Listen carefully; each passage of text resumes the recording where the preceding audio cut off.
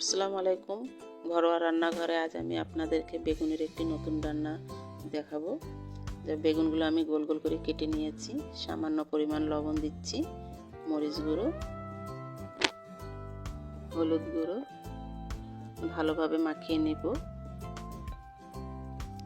মাখিয়ে বেগুনগুলো আমি 5 মিনিট রেস্টে রেখে দিব। গরম তেলে বেগুনগুলো এখন আমি ছেড়ে দিচ্ছি।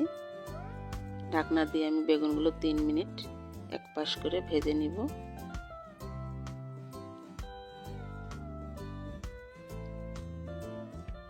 ভাজা হয়ে গেছে, এখন বেগুনগুলো আমি তুলে নিচ্ছি।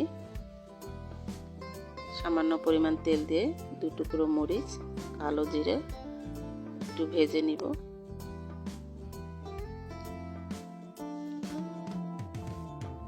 কুচানো আদা সামান্য পরিমাণ দিয়ে দিলাম।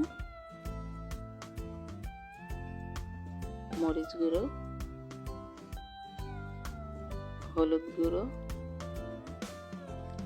পরিমাণ মতো লবণ দিয়ে এখন আমি সামান্য নেড়ে নিব।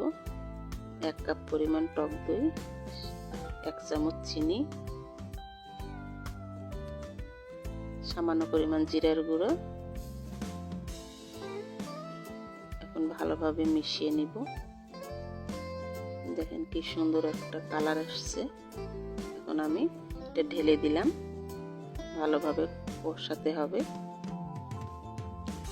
তেল ওঠা পর্যন্ত আমরা অপেক্ষা করব। তেল উঠে এসেছে, এখন সেই তেলে আমি আগে থেকে ভেজে রাখা বেগুন সামান্য পরিমাণ পানি দিয়ে ঢেকে রাখবো 2 থেকে 3 মিনিট।